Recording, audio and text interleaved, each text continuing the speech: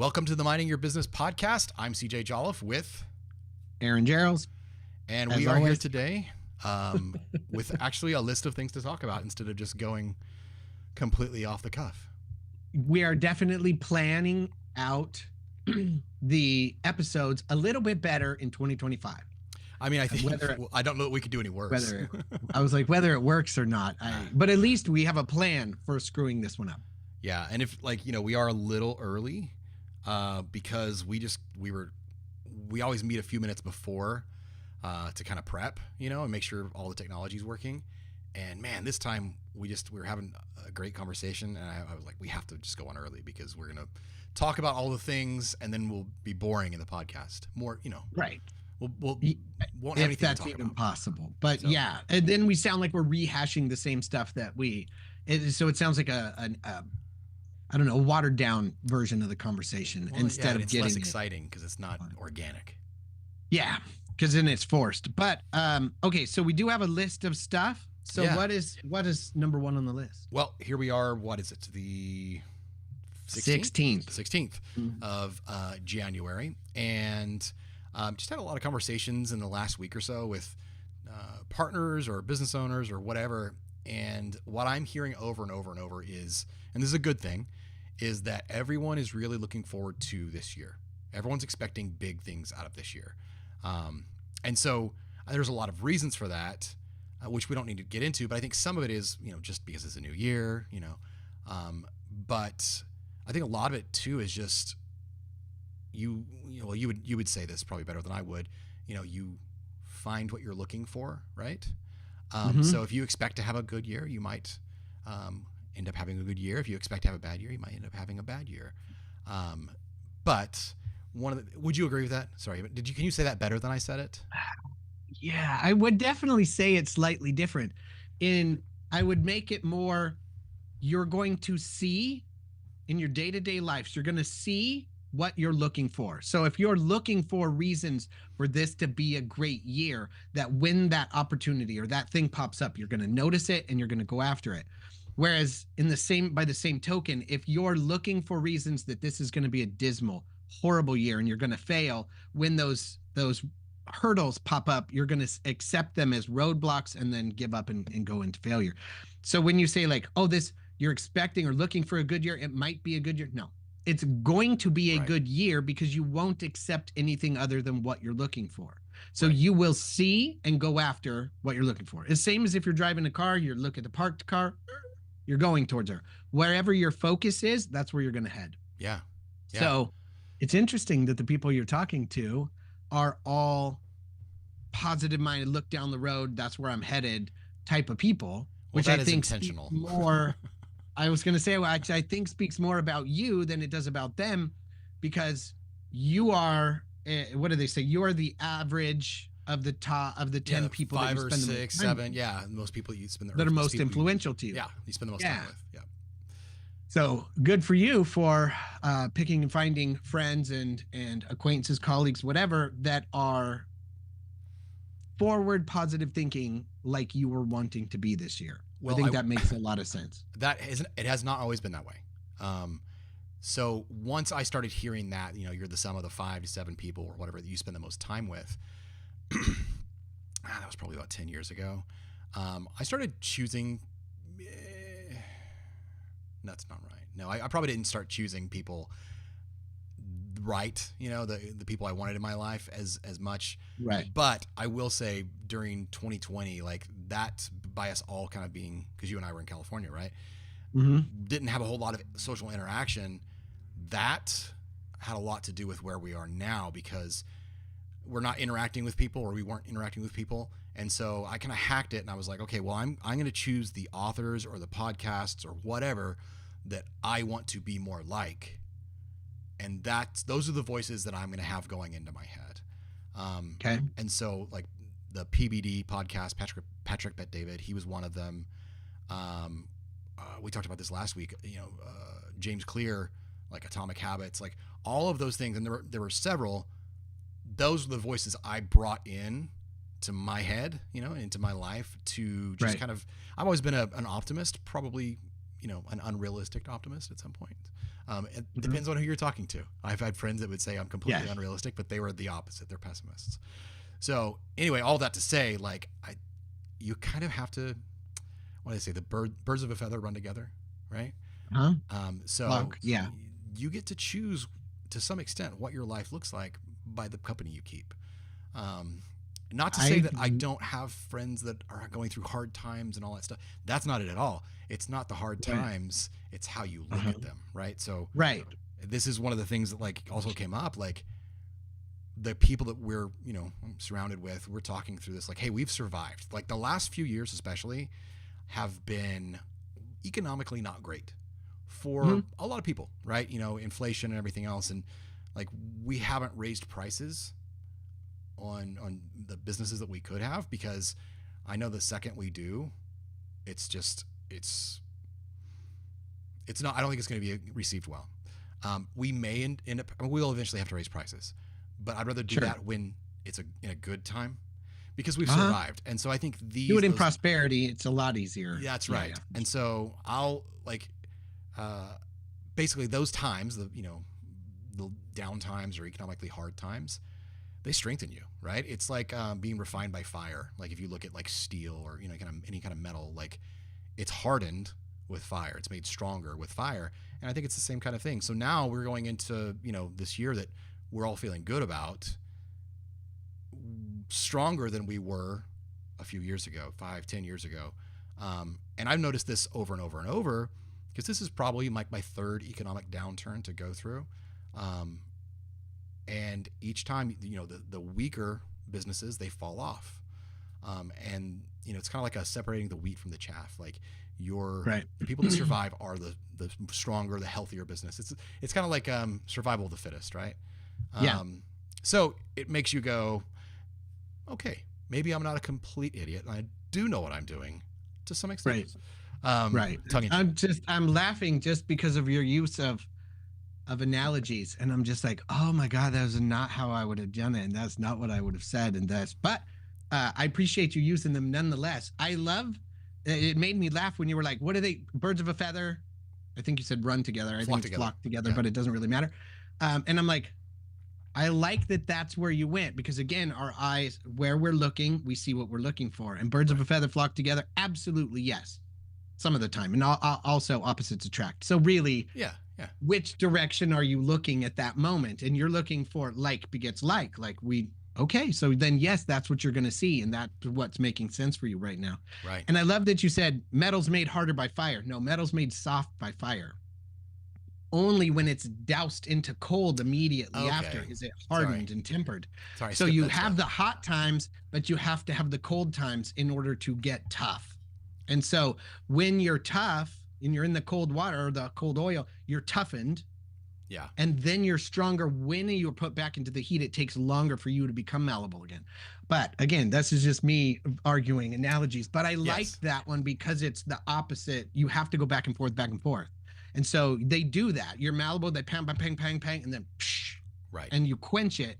And it's that quenching that takes all the heat's gone. Like you're now, you're tough, but also you can't be bent. So you're rigid, which means you have to have the good times again in order to get soft again. Yeah. So and without that heat, without the fire, it wouldn't. You can put it in the quench, but it's not. And you can just dip it. It's not going to do anything. You have to have the good times and the bad times alternating in order to create what you want in your business.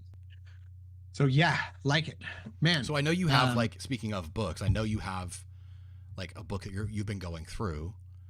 And I feel like it might actually tie into all of this really well. I appreciate you saying going through.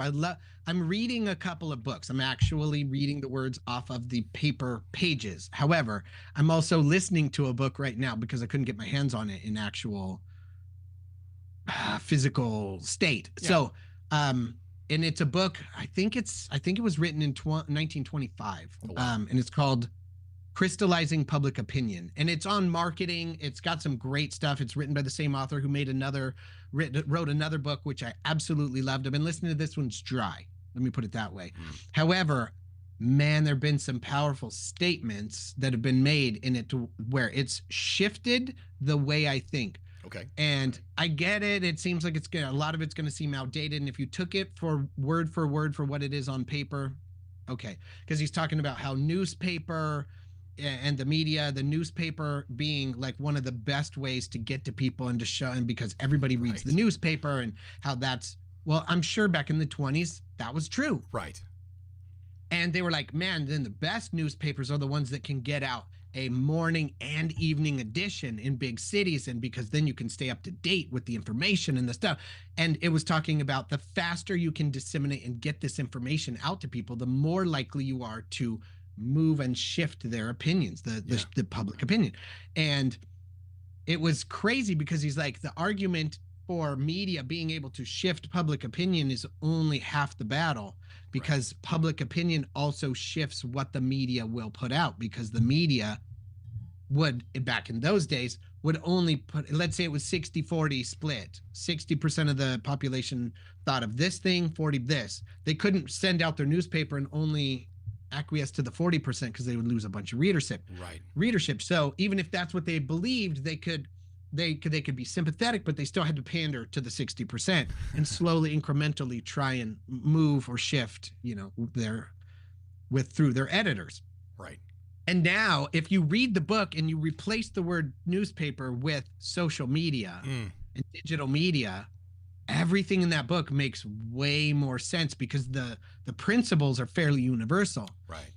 The actual use of those principles shifts a little bit, changes a little bit, modifies with the actual technology. But it's crazy because now what would have taken weeks or months, you can do in minutes.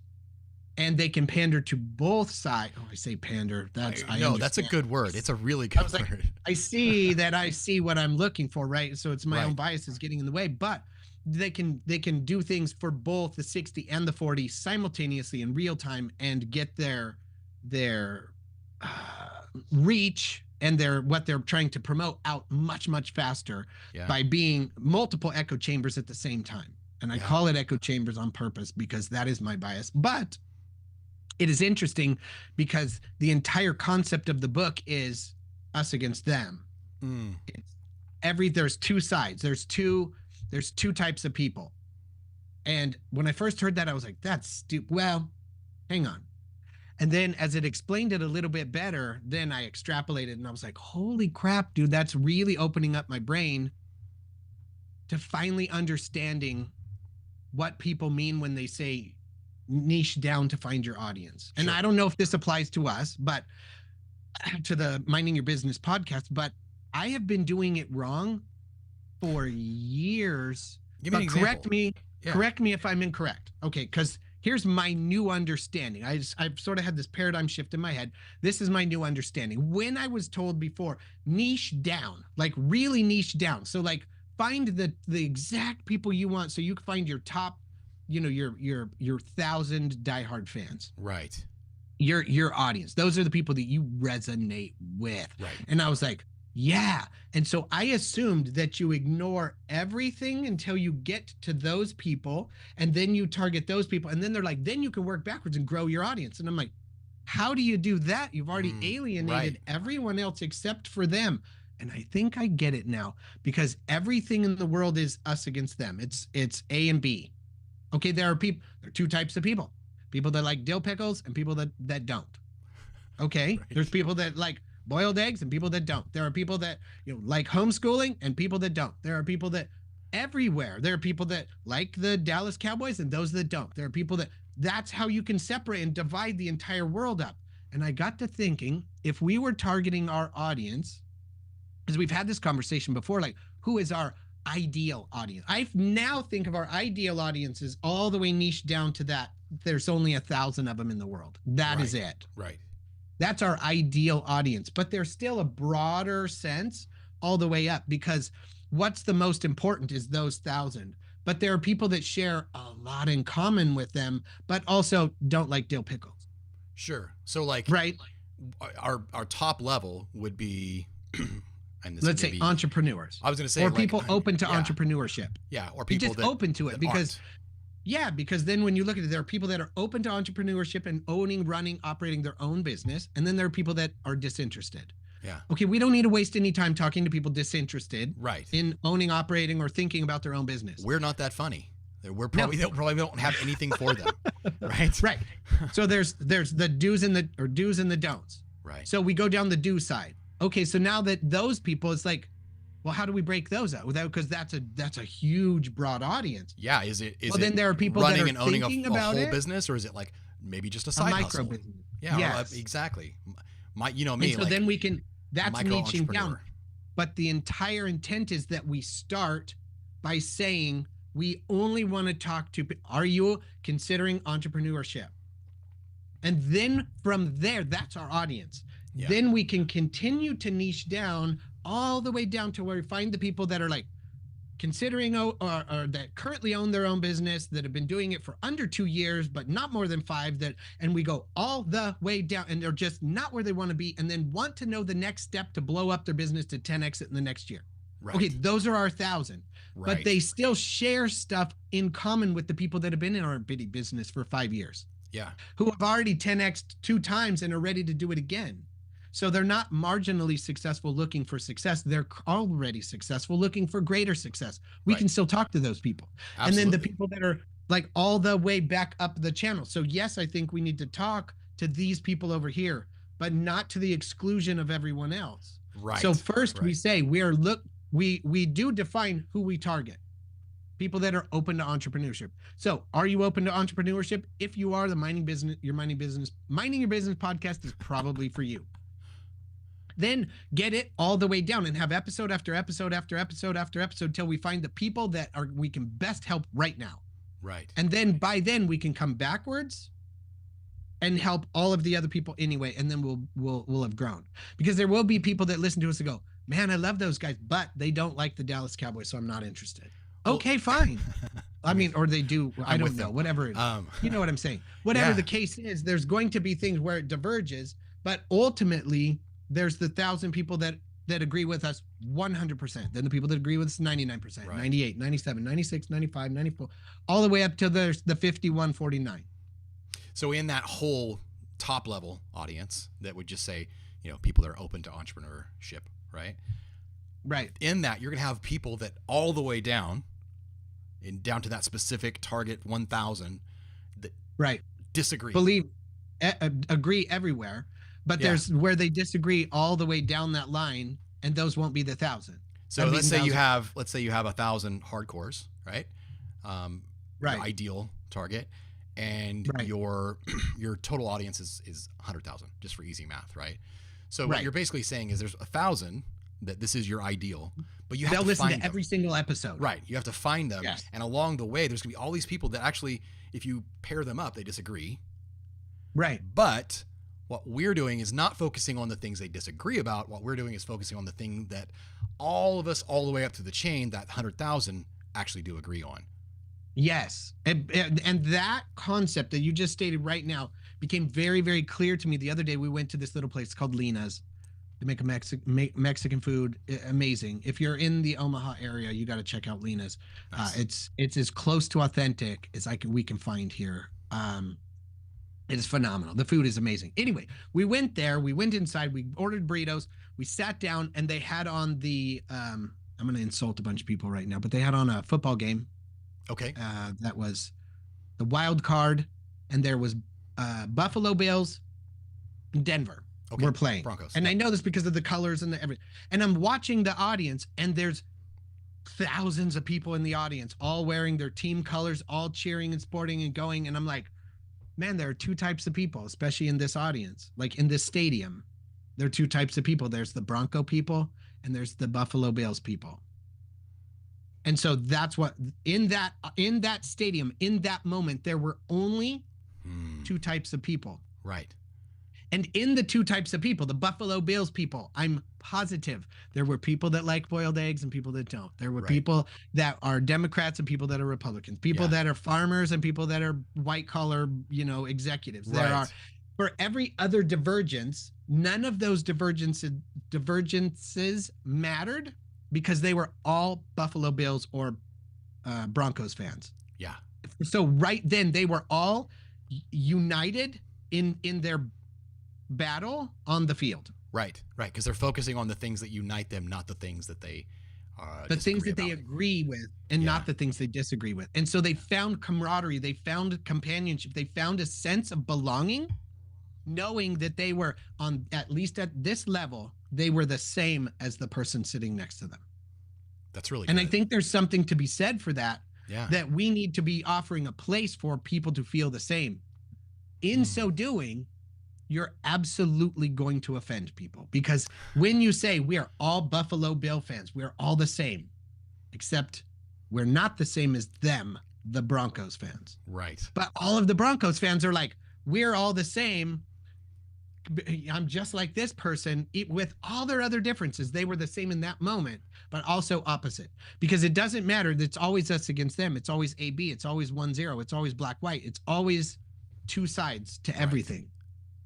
And so by focusing just on that, you can eliminate all the other two sides by saying, are you an aspiring or entrepreneur?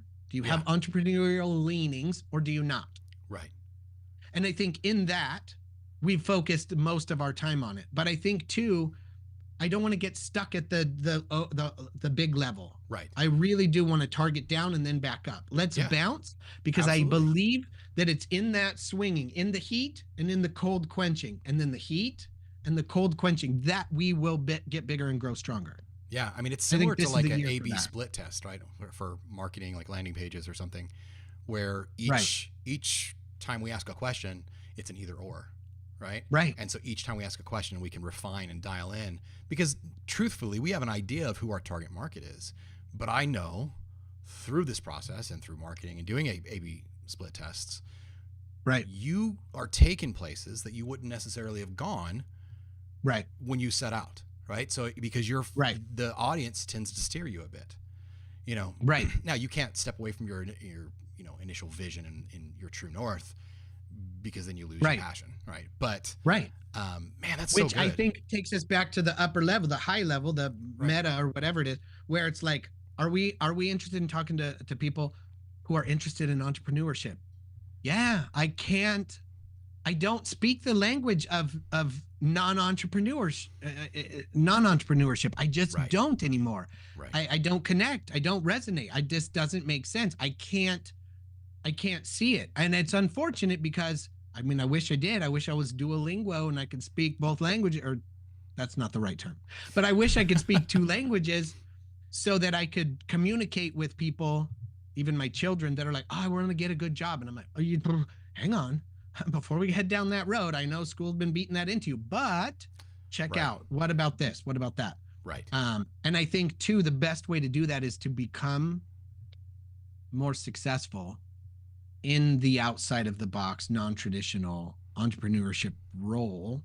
And I think it's a little bit tougher, just because the arena or the playing field for entrepreneurs changes so drastically, so dramatically, day in and day out, that even reaching an audience, and when I say audience, I mean clients, customers, customer base, people, the people that you're trying to reach, the way to reach them is so quickly created and then disseminated and monetized. So have you ever seen like models of like how a river changes when you put a dam in, or if you put something in the middle, like how the floor of the river diverts, and then it diverts, right? So, and that is marketing, right? So everything's constantly changing. Every time you do something, every time society has a shift or there's a new technology, it's constantly changing. Yes. You know, and like that's one of the things that like you and I for years have talked about, psychology and marketing, right? Like how can we marry that, you know, because I want to understand it better, you know. Right. I want to be able to predict what people are going to do. Man, I'll tell you what, I love that. That part of it just gets me going. What's crazy is if you're not ahead of the trend, then you're lost. Right. Because what's crazy is the moment you see the trend, you have to capitalize on it for the crest of the wave, which is a very, very short time before someone else sees it, capitalizes on it, monetizes it, and then says, oh, I can give you access to those people, but it's going to now cost you. And so the profit that for business, you know, is exponential. The exponentiality of it goes away. So now it becomes predictable. Right. And so someone moves in, grabs the exponentialness, and then now makes it predictable and says, I can return you a 50% ROI. And you're like, it used to be 8-1. And they're like, not anymore. Right. Because now it's costing us to do it and make it predictable. Now it's costing. And so if you want access to this channel, this is what it's going to cost you. And that cycle has gotten faster and faster. I don't think it's going to get any so shorter. fast. Yeah. And it doesn't last. I mean, because there are things that last days before somebody grabs it and capitalizes on it. Yeah, absolutely. And so you really do have to be nimble, and you have to be willing to modify very quickly and change what you're doing, or stick to your guns and be the best at it and create your own channel. Yeah. And I know we've talked about that when we're not using social media necessarily. We're using that as a piece of a funnel that is ours. Right. Because if we rely on somebody else's funnel, it's a simple matter of time before they choke it. Yeah. And slow it down. Well, what's encouraging about all of that is that as a small business, you can be nimble where big businesses can't. Now, big businesses have bigger rudders and they can steer the ship. They can bring their people with them, right? Right. But if you think of like, if we're just this small little boat, we can, or jet ski, I don't know, I'm going with it. I'm going down the analogy lane again. We can move very nimbly. We can make adjustments very quickly.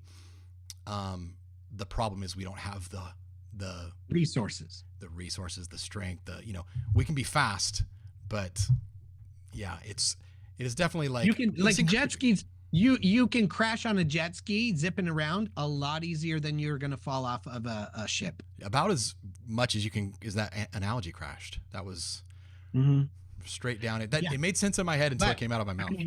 But I did like it because yes, the big ships, the big company, the big everything, they have the ability to take with them large groups of people and shift them slowly and incrementally. Whereas the small stuff, they're out there gathering up all of the scraps, basically. Yes. But at the same time, they're also the nimble people out in the water showing the big boats where the fish are, and then they aim over, and by the time they get there, they swallow up everything. You better be off to the next pool of fish because the big ship just done took it. Thank you for rescuing that analogy. I do think it was all over the place, but we made it. We survived. I can tell. I think we're getting close on time. Anyway. We are. But yeah. Hopefully I didn't ramble too long. No, I think I did most. That was talking, great. Not me. I don't know. You talk a lot anyway. I talk all the time around here, so it's great to not have to be the one I'm talking all the time. Yeah.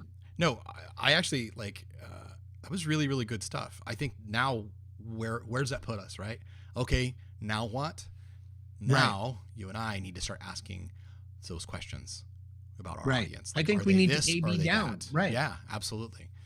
Because I know we have the overarching, but how do we find our 1,000? Right. And how far down do we have to go? And I think let's document that journey in the next upcoming month or several weeks, because we can A/B it down. Yeah. But do we need to ask, do you like dill pickles or sweet pickle? Or do you like boiled or not? Like, what are the things that are most important? And I think maybe number of years you've been in business. What is your, are there people that have money to grow or people that don't have money? Are we bootstrapped? Right. Are we talking to bootstrappers? Are we talking to people with means? Are we talking to, so I think those are important questions. And I don't think we need to go very deep. I think realistically we could go 2, 3, 4, 5 levels down, boom, find our 1,000 and then move forward. That helps me too with like, I talked about niche sites last week, that and roast of the week in our earning the right to ask for a purchase, moving people along the buyer's educational spectrum. That helps identify those people. Because that's where we're at is like, okay, we know, like, let's say specifically for niche, we know that the first task, we have a plan written out, right? But our first task is to create content that explains why for this industry, you need a website that does X, Y, and Z. And then taking that and then reusing that content in video here or there. But it all starts with, we have to know what we're going to say first.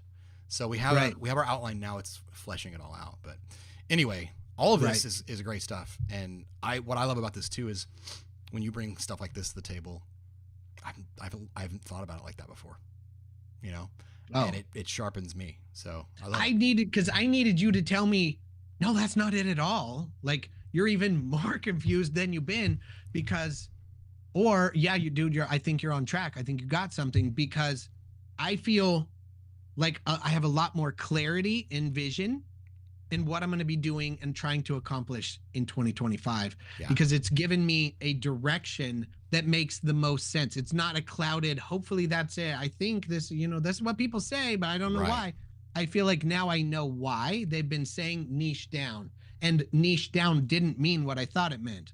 It meant start big and then draw it out on a board, whiteboard it all the way down to where you go, I think this is where 1,000 is. Maybe it's a level deeper, maybe it's a level up, Right. but these are the people that we will most resonate with. Yeah. You're starting And broad we'll do that and you're focusing by in. Yeah. Yeah, and by avoiding stuff that doesn't make sense, like without getting caught in the weeds and then arguing over stuff to where you're like, why are we even arguing this? Like, Right. this doesn't make sense. I didn't want to talk about this. Let's talk about the things we want to talk about. Yeah.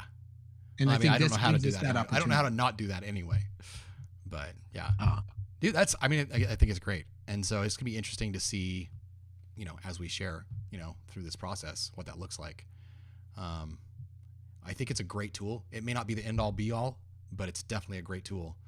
To it's a assist nice start. in- It's a nice yeah, first step. And then this is going to open up, it's going to open up at least conversation for the following steps. So That's what- yeah. I think, I know I know the general direction where I want to go. And I know this is probably a very good indicator of my next step. Where I'm going to go from there, I'm Yeah. going to be more nimble and be like, hey, this is raising another question. Now I'm going to, but let's go. Because Yeah. just like you said with the river, I like that it's going to go back and forth, but ultimately it's heading to the ocean. Yeah.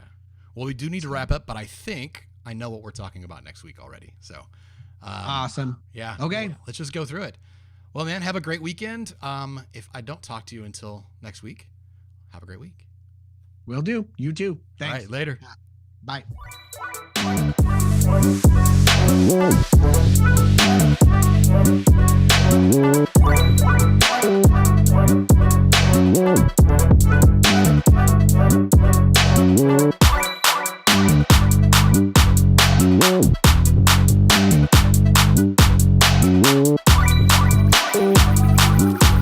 Whoa.